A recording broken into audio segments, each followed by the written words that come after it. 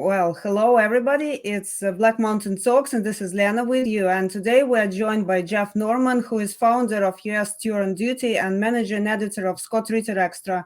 He hosts two podcasts as Ask the Inspector and Scenes from the Evolutions. And today we have invited Jeff because we wanted to ask him several questions about his life story, his biography, and learn more about the great person who I am honored to work with at Ask the Inspector. And it was really interesting for me to know that Jeff used to be a stand-up comedian and actor and producer too. So maybe my first question would be, how did you start this activism in general? Well, I was always first of all, hello, good afternoon or good evening, wherever you are. I think where you are, it's pretty late at night, isn't it? Not late, but yeah, it's 6 evening, p.m. already. Oh, evening. Yeah. Okay. Well, it's high noon where I am. And thanks for having me. Hello, Lena. Hello, Alex. Well, I guess I was always very passionate about free speech, and I always hated censorship. And when I was doing stand-up comedy way back in the 80s, I organized a couple of fundraisers for issues pertaining to that cause. One I remember in particular was, who was the leader of a band called the Dead Kennedys? I'm spacing out on his name. What was his name? Oh, well, whoever the leader of the Dead Kennedys was prosecuted for having erotic art in his album. This was back when they had, LPs made out of vinyl, and you had artwork on the cover. And there was some erotic art, and that he was prosecuted because that was labeled as obscenity, which was, I thought, absolutely ridiculous. And I organized a fundraiser for his legal defense fund at a club in New York called Tramps. And so cut to a couple or so years later, and the build-up to the Iraq War, and George W. Bush, our president at the time, was claiming that there were weapons of mass destruction in Iraq. And that was the reason why, supposedly, the U.S. military needed to invade. And I noticed at that time that Scott Ritter, as well as some former CIA analysts, were screaming at the top of their lungs, no, that's not true. And Scott, of course, was the most credible voice because he was the chief weapons inspector. Nobody knew more than he did about what there was and wasn't in the way of weapons of mass destruction in Iraq. And I saw that these guys were being censored. Scott was, for a time, a paid commentator, like one of these talking heads on, I think, NBC and I believe Fox News, two different networks. And then all of a sudden, he wasn't on anymore. And at the time, I had no interest whatsoever in military affairs, no knowledge of foreign affairs. I actually had a bias against military people, from watching TV shows and movies and, seeing drill sergeants scream in people's faces and stuff like that. I was pretty ignorant, actually, about the type of person that often served in the military. So to the extent I thought about it at all, I actually had a bias against the military. But I recognized that these credible voices were being drowned out. And I thought, well, geez, when you go to war, obviously there's the potential for great destruction. A lot of people might get killed, property damage, people might suffer terrible injuries. I mean, it's about as serious a problem as there could possibly be. So we need to have an open discussion about, what the reason for going to war is. And you don't need to have any knowledge about these types of issues to realize the need for an open and honest discussion. So I thought to myself, what could I possibly do to help? And what I did was through Robert Greenwald, who made a great documentary called, I think it was called Uncovered, the Whole Truth About the Iraq War, or something like that. He connected me with Scott and some of the former CIA analysts who were speaking out, like Ray McGovern and Mel Goodman, also Ed Peck, who was I think the former U.S. ambassador to Iran. people like that. I was like, wow, I can't believe I'm suddenly interacting with these people. And my idea was to organize events with them, help them with their speaking engagements, help book them on radio interviews, so forth and so on. Just basically amplify their voice. And in particular, around that time, this is how I actually got to know Scott well for the first time, or began to develop a relationship with him. There was a Gold Star mom, and that term, for those of you who don't know, refers to somebody who had a son or daughter who died while serving in the U.S. military. So Gold Star parents, whether it was a father or a mother, that was the term. So there was a Gold Star mom named Cindy Sheehan, whose son, Casey Sheehan, died while serving in Iraq. And she wanted to have a meeting with George W. Bush and or Donald Rumsfeld, who was the Secretary of Defense at the time. And she had this brilliant idea, which was she got in contact with a property owner in Crawford, Texas, who owned property right next to George W. Bush's property, where he often vacationed.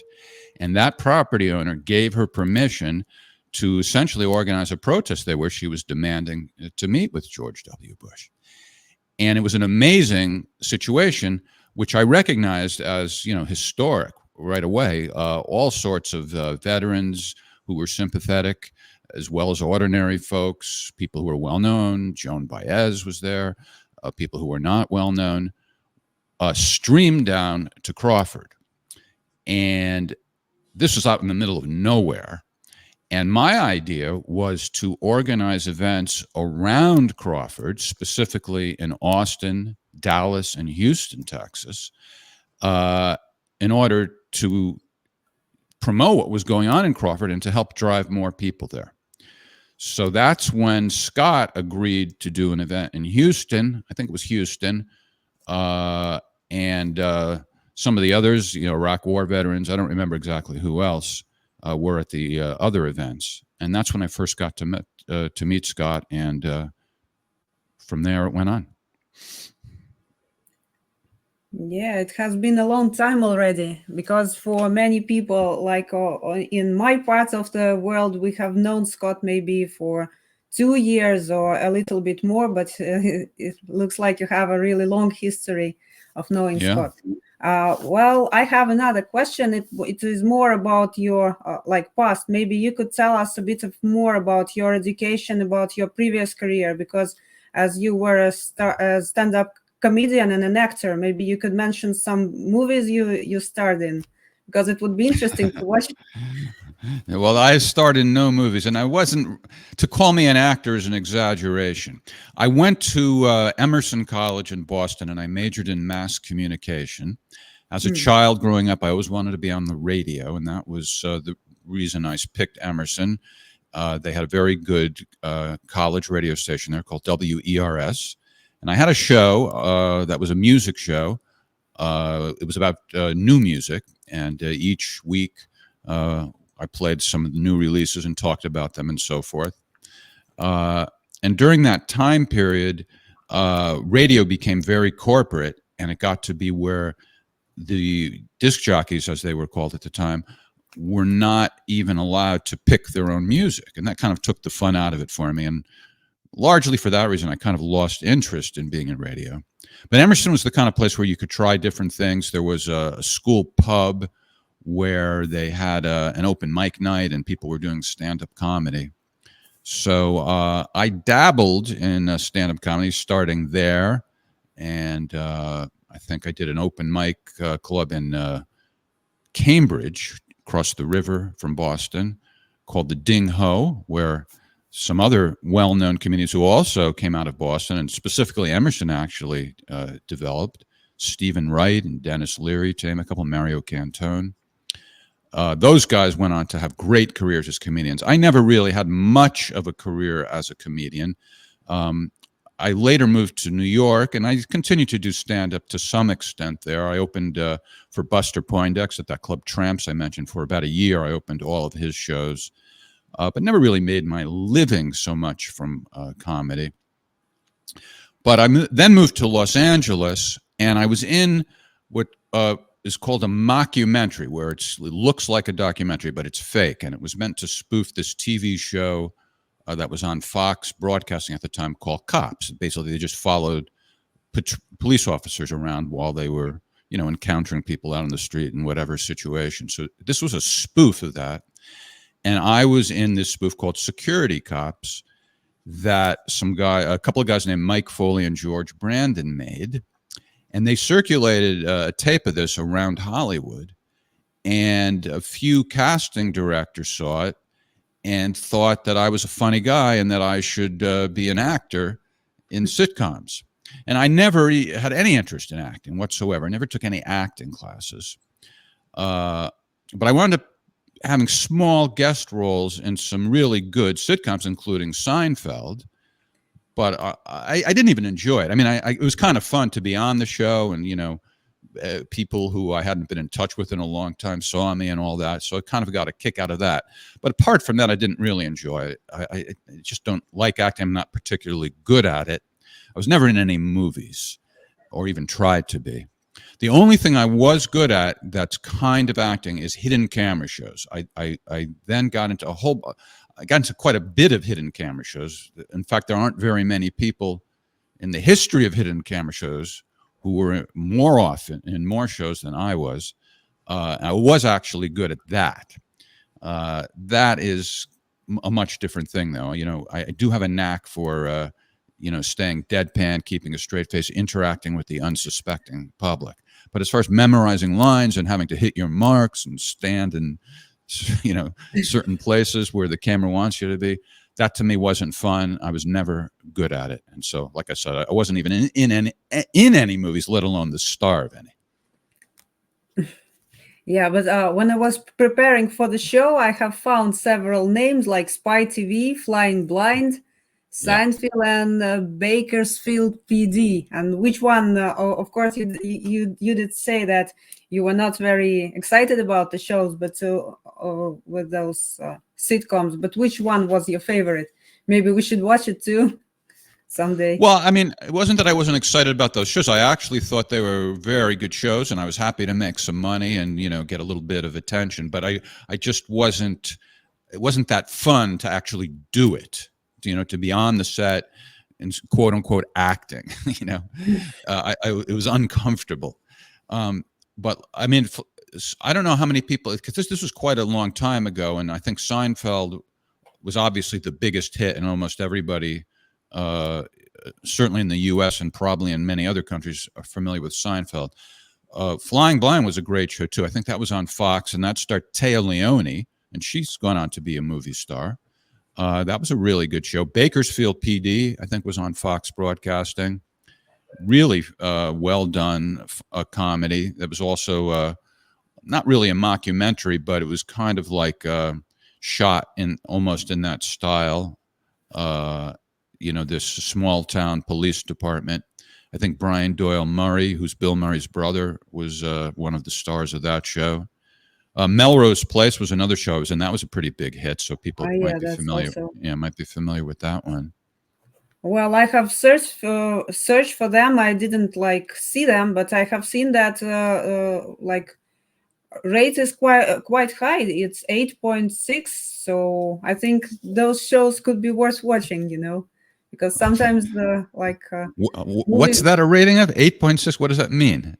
It's it's like it's like a mark they put. So they have 10 stars, and 8.6 out of 10 is a pretty good mark, I think. Oh, okay.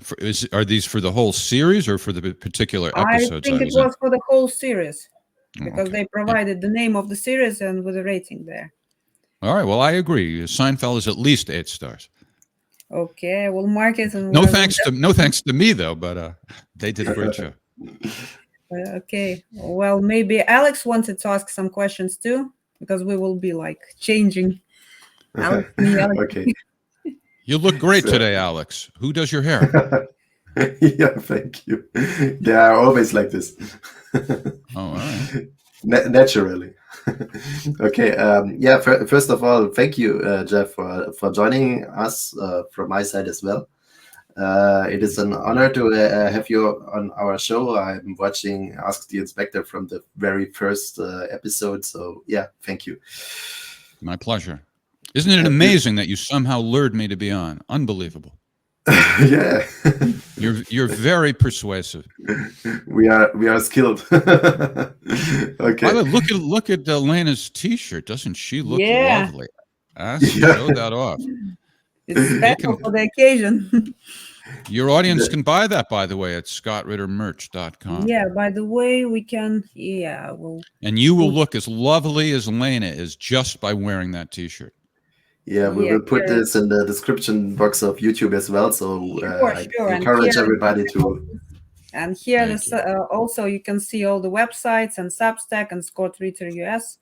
So you can find links there. And by the way, Elena is a paid assistant for us, so if you buy the T-shirt, we can afford to keep paying her. Yeah, and I also have, I have already showed that. I have this coin. This is a challenge coin. Yeah, I have my lucky number on it.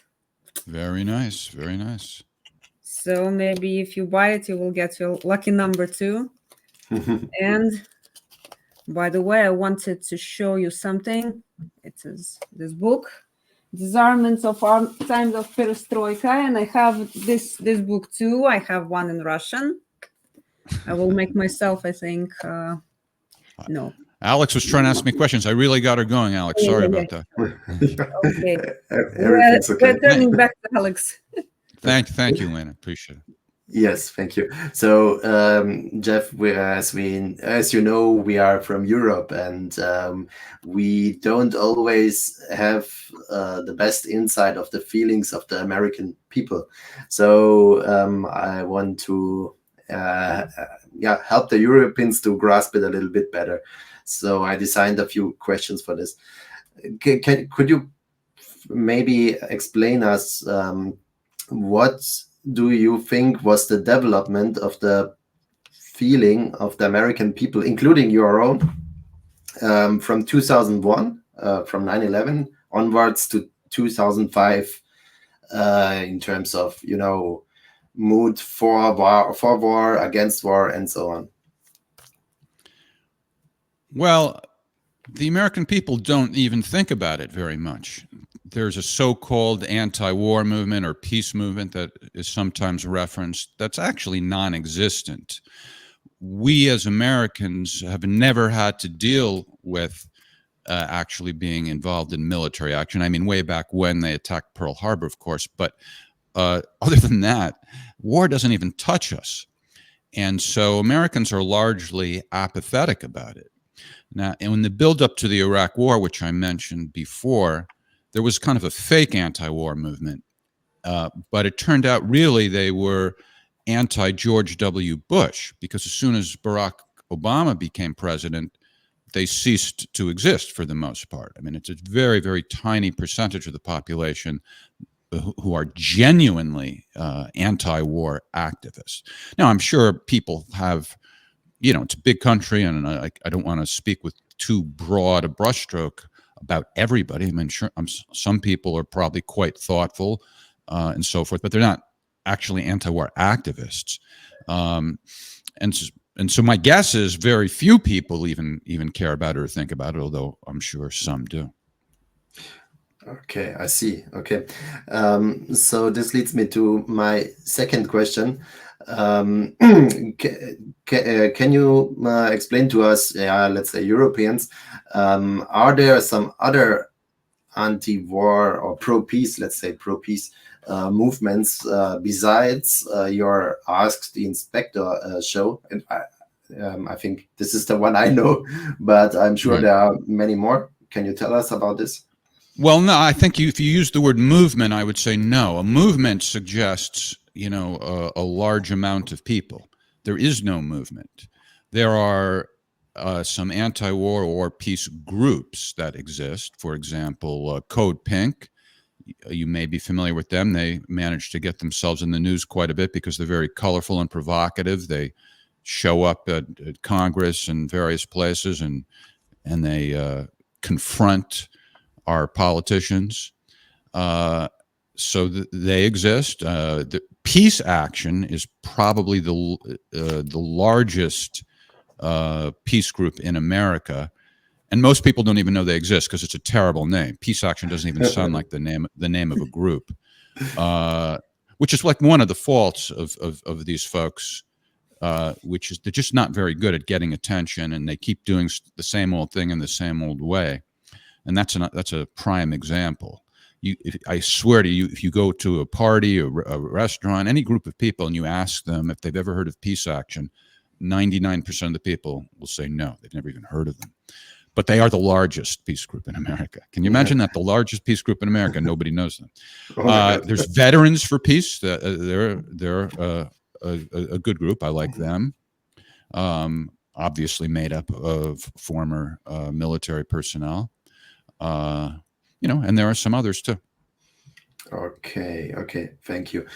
It was a good insight for us. And my last question for now is, do you have the feeling that currently inside the American society there is a grasp or an understanding, let's say an understanding about the threat or danger of the commitment of the U.S. commitment in the Middle East and in Ukraine, that it could drag the United States or even the whole world into something bigger? Yeah, well, I mean, it's hard to quantify it, Alex. It is getting a fair amount of attention here now. The news is very siloed, though. The progressives very seldom see the conservative point of view, and vice versa. But right now, yeah, that issue is getting a lot of attention. It's very controversial on college campuses. There was an incident in Congress where 3 college presidents came to testify and were grilled about anti-Semitism versus so-called calls for genocide. And all this rhetoric is very inflammatory and really, ratcheting up emotions right now, which to some extent is good. I mean, it means people are paying attention to it. So, yeah, I think to some extent, people are paying attention to it. Okay. Thank you for that. That was my last question for now. Maybe I have later another one. All right. Thank you for the warning. Okay. Yeah. And by the way, yesterday, speaking of the news, I read when I was going through comments on the show, and one of our users mentioned that our show is like Ask the Inspector is better than the news. So, well, of course it is. That didn't surprise you, did it? Definitely. Well, I'm not.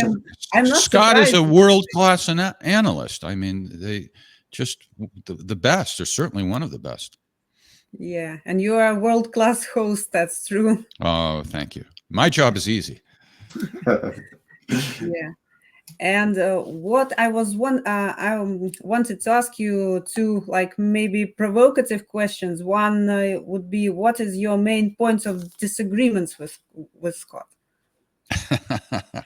I'm laughing because this is like a running joke, I guess is the word, between us. It's not really an issue that is number one in his area of expertise or area of focus, but it's kind of like in the second tier of issues, which is censorship. It's close to his top issue, but specifically the Citizens United issue is the biggest bone of contention between Scott and I. That was a case that went to the United States Supreme Court back in, I think it was 2010, and it was about whether or not it was constitutional for Congress to regulate how much money can be spent on independent political speech. And Scott believes that was a bad decision. I believe it was exactly the right decision. And so we have had some arguments about that. I also think I don't share he kind of fluctuates sometimes depending on what the latest specific development is. But in general, he is much more critical of Elon Musk than I am, and much more intolerant. He very quickly, as soon as Elon bought Twitter, was hostile towards him for not doing anything about censorship. And I was trying to convince Scott that this is a process that he has to go through. It's not that simple. It's not like he walks into the office and flicks a switch from censorship to no censorship. It's much more complicated than that. And so that's another area where we disagree. Yeah, because both of you sometimes look like fire and ice. When Scott is on fire, you're like that common sense which brings fire, so it burns in some certain frames, so it can be broadcasted too. And, well, hopefully we complement each other well. I mean, I'll let the audience decide whether it's a good combination, but obviously we have different personalities. You know, he's much more fiery than I am. Yeah, and the second, what is your main common point, like the main thing you agree on? Well, although we disagree about the Citizens United case in particular, I think the thing that brought us together and that we both feel very strongly about is free speech. So that's probably number one. And, you know, and more broadly, just the need to get the truth out there and to be fearless about it and to be persistent. I think we both share that in common. Yeah, I see. And by the way, I remember Scott promised you a bottle of wine as apology. Did he hand it to you, or you're still waiting? Well, if you're going to bring that up, you have to say what you're talking about. Well, it was about his apologies about Tucker Carlson. You're leaving the audience wondering what you're talking about. I will have to mention. Do I have to be the one to say what you're talking about? Yeah, sure. Well, when Tucker Carlson, after Tucker Carlson interviewed Vladimir Putin, we were talking about it, and I said that, in my opinion, Putin went on too long about, you know, the history of Russia and so forth, too long for the average person. And then Scott said that I'm dumber than shit. That's why I believe that. So that's what. In fact, we can play the audio bit right here as long as you brought it up. Here you go. Jeff, no offense to you. You were listening to that historical monologue, and your eyes were rolling because you're dumber than shit. So that's what he apologized for. I wasn't going to bring it up, but I don't want to leave the audience sitting there wondering what you're talking about. Yeah, but anyway, I didn't mind that at all because we're good friends, and good friends can talk to each other like that. Scott felt bad. He apologized. He didn't have to, but anyway, he did. I accepted. And like I said, good friends can talk to each other like that. It's okay. I will mention the number of the episode of Ask the Inspector. So like all our watchers and listeners can come and see how a Marine apologizes. That was nice. By the way, if Scott hears about this, you have to back me up at this and make it clear that I didn't bring it up. You brought it up. I brought that up. Yes, right, I did that. That's my fault. Yeah, and another question. It would be like not related to show, not related to anything. I would like to hear some of your music recommendations too, as you played new music. Who am I to give music recommendations? But why not?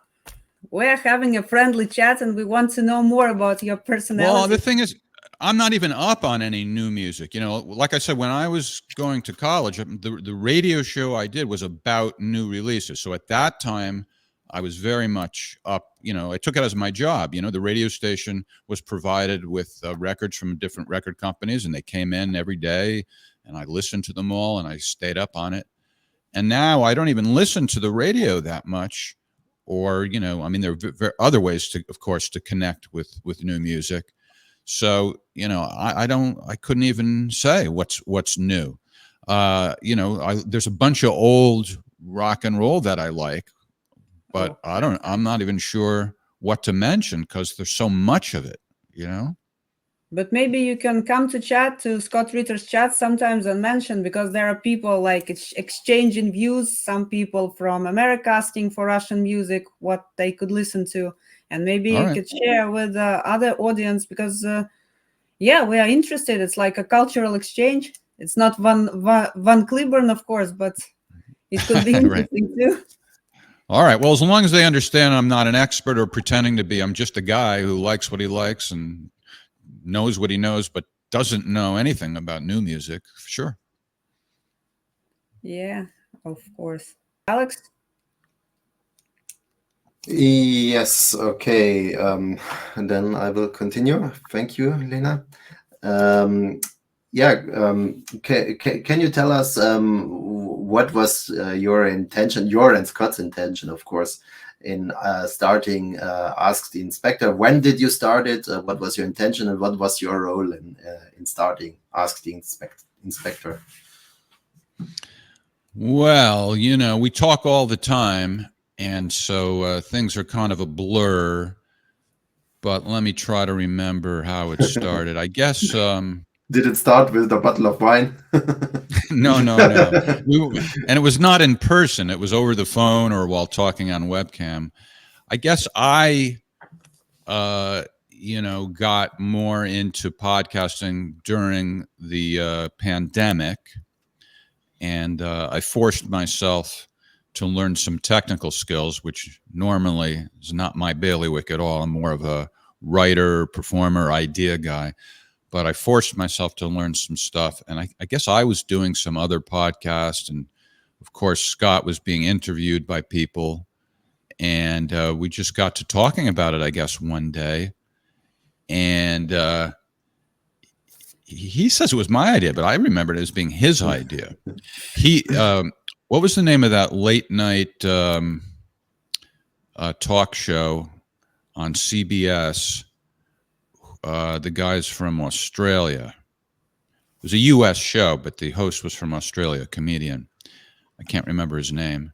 And I still can't remember the name of the dead Kennedys either. That's bothering me. Scott, I was only vaguely familiar with the show. Scott was much more familiar with the show. And there was a segment they used to do on that show where they would answer questions from the audience. And Scott was inspired by that. So it was his idea to do Ask the Inspector and to have it be, somewhat comedic. Obviously, it can't be too comedic, and reasonable people can disagree about whether or not we strike the balance in exactly the right way. But the intent is to try to strike that right balance so that the comedy is just an extra flavoring. Like when you're seasoning food, you want to put in some salt, pepper, or whatever. You don't want to have a whole plate of salt. You just want to put in a certain amount. So that's what the intent was, to have a little bit of fun and to also be personal with each other. So on all the other podcasts, it's very, very serious, very, very professional. But Scott and I talk about, personal things in our life. We kid around and so forth. And that's really the idea of Ask the Inspector. Okay, great. I didn't know. Can you remember any real life impact, any event that you have reached with Ask the Inspector? Did you hear about any story that developed by someone watching Ask the Inspector? Well, I don't know about a story, but we get a lot of feedback all the time, and some of it is really heartwarming, and sometimes we get criticized. I'm not sure what you even mean by a story. Maybe someone watched it and did something good after that, or I don't know. Well, I don't know what people do, but they tell us really nice things, like it's like the show means a lot to them. It's more so Scott than me, which is fine. They think he's great and they're praising him all the time, and they find him very inspiring and very informative. That a lot of people say they never miss us. They also watch him on the other podcasts too. Scott is an extremely gifted speaker. So even if you don't even have a built-in interest in the subject matter, he's not boring. People really like listening to him. He has a lot of personality, a lot of emotion. And so when you combine that with knowledge, that's, that adds up to be really valuable and a good combination of informative and entertaining. But I'm not sure what anybody does afterwards, if they then go and solve the world's problems afterwards. But they're telling us it means a lot to them. It would be very interesting if, for example, someone who watched all the time, the mainstream media and heard first time Scott speaking, and then have this enlightening moment and start listening then to alternative media or whatever. Yeah. Would be interesting. Yeah, well, I wouldn't be surprised if that happens. If that has happened, that's actually a question that's come up frequently. Is asking for recommendations about other good sources and so forth. Yeah, of course. Yeah. So let's go to the next question. Scott was recently in Russia. He's doing his Waging Peace tour, and he was invited by a Russian businessman to Russia. Can you tell us a little bit about your involvement? Have you been involved in planning or in any organizational stuff? And how did you experience his time in Russia?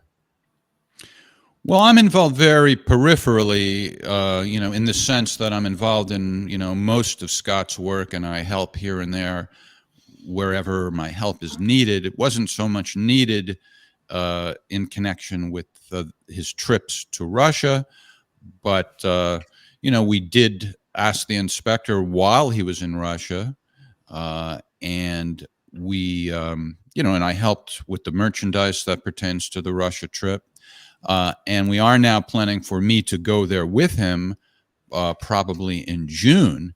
Oh, really? And we're going to do a live version of Ask the Inspector. Now, I'm not sure yet what the format will be, but it's not going to be the same as what we do in the podcast, because if people are sitting there in front of us, it would be boring for them to just watch me read questions. But we're going to come up with some way to do a live version of Ask the Inspector in various locations in Russia in June, probably. Okay, very interesting. We will have this on our blog as well when you go. Okay. Right. Now they tell me, I don't know if they're telling me the truth. They tell me that I'm somewhat well known in Russia because they watch Ask the Inspector there. So I don't know how I'm going to handle it. Scott is used to it. He when he went there, they were noticing him everywhere he went around. He'd just go into a store to buy a snack or something like that, and people would come up to him. And he's somewhat accustomed to that. I'm not, however, so I may have to get a disguise because I don't know if I want to be swarmed by the people in Russia. Interesting. Yeah. Okay. Maybe I can borrow your disguise, Alex. That looks pretty good. Yeah. Can we make a mask that's based on that? Yeah, of course. Yeah. Okay, that would be great. Okay, I have two questions left. The next one is leaving politics outside. What are your feelings, and what did you think about the event Lena just mentioned? Scott talking in front of these Chechens. Lena, if you want, you can play it that the people know what we are talking about. Yes, sure. 1 second. Yeah, you might. Oh. Right, I killed the audio, so because it has the. No, that's good. No, it's good to kill the audio so we can talk over it.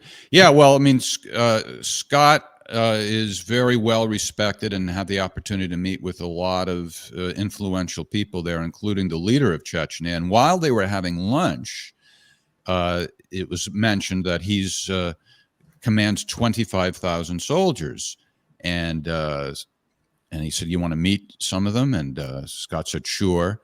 But Scott didn't understand that what he was saying is that they would actually be gathering right there. He thought that he was just being told that 25,000 is the number of soldiers under his command. So he was quite surprised to walk out there and find that while they were having lunch, they all received an order to show up there. And so without any planning whatsoever, Scott spoke to them in Russian. And a lot of us were surprised because Scott had always made it seem like, he only knows a few words here and there. And of course, I don't mean to exaggerate. He does not speak Russian fluently, but he did manage off the top of his head to speak coherently to them in Russian. And it all made sense. And, you see there what he said. So that was an amazing situation. And you're right, politics aside, that was just an awesome situation that anybody should be able to appreciate. Wow. Yep. That's very impressive. Very impressive. Yeah. I don't think that many people could say something like this to experience something like this. Yeah. Okay, let's go to the last question.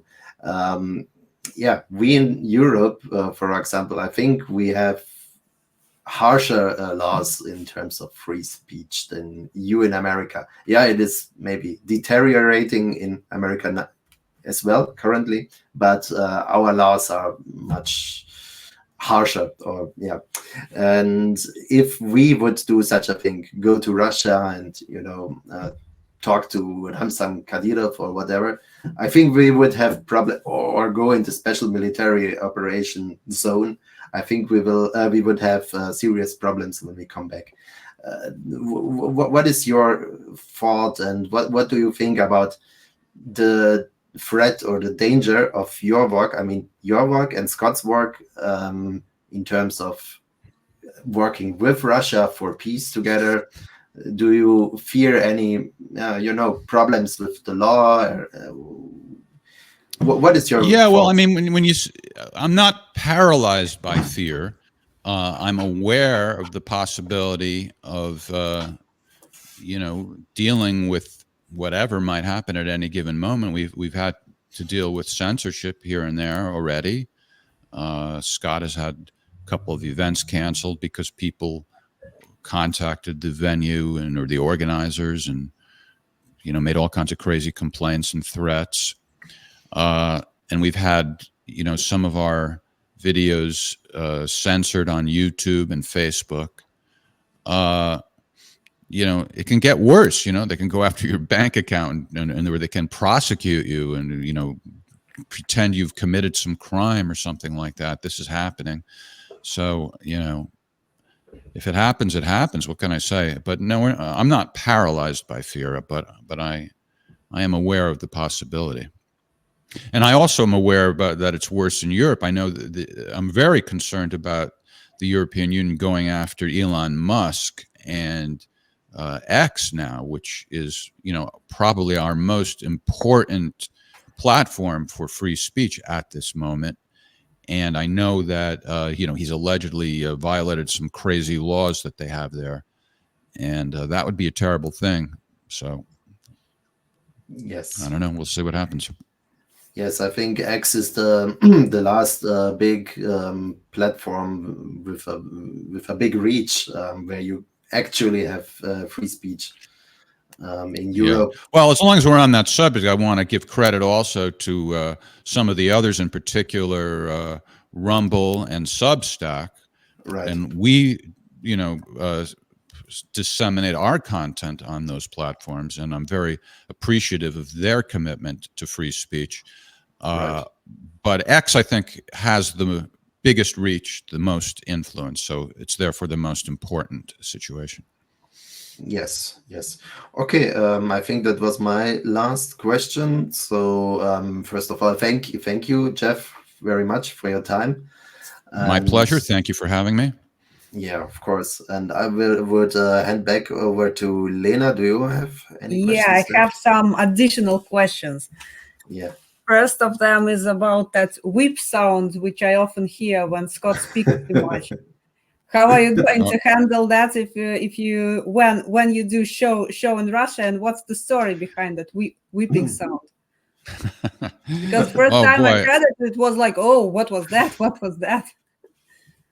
Well, Lena is referring to our Tuesday show. We do Ask the Inspector on Tuesdays and on Fridays. On Tuesdays, we call it the lightning round because we go for just 1 hour and Scott answers every question in 3 minutes or less. And on Friday night, we go for 2 hours and there's no time limit on each answer.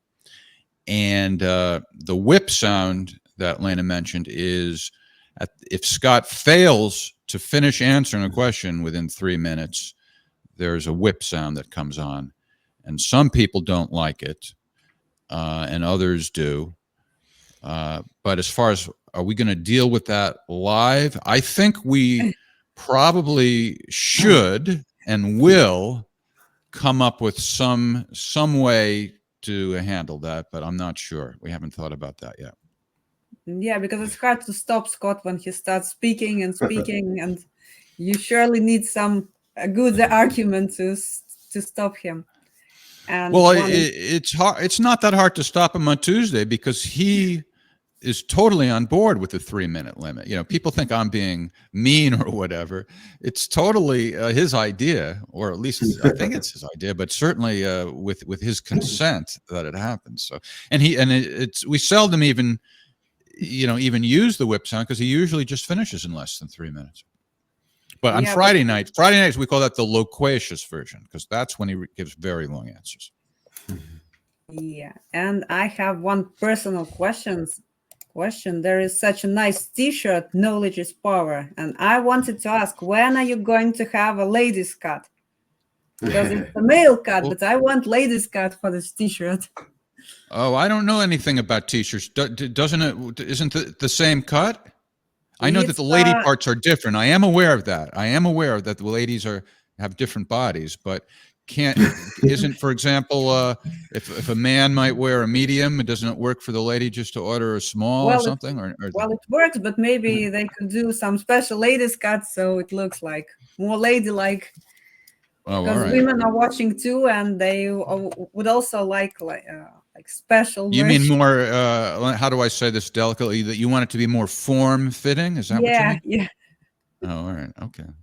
Well, I wouldn't object to it if it's more form-fitting either. Well, I have asked Scott, but he said, well, okay, and that's all. So maybe we could go further than simply okay and add ladies' T-shirt too. All right. That's a fair request. I'll look into that. Yeah, and here I also wanted to show the challenge coin. This one is a challenge coin. A new one. Yeah, there's 2 different coins. He went to Russia in May, and again this in January. This is the coin that he gave out in January. And here is the the one in May. And this one is for sale, which was given in May. Correct. Okay. So you can visit scottrittermerch.com and find the coin and the T-shirt and the book. I will show you the book. It's Disarmament at the Times of Perestroika. I have two of them in Russian and in English. So you can get your copies there too.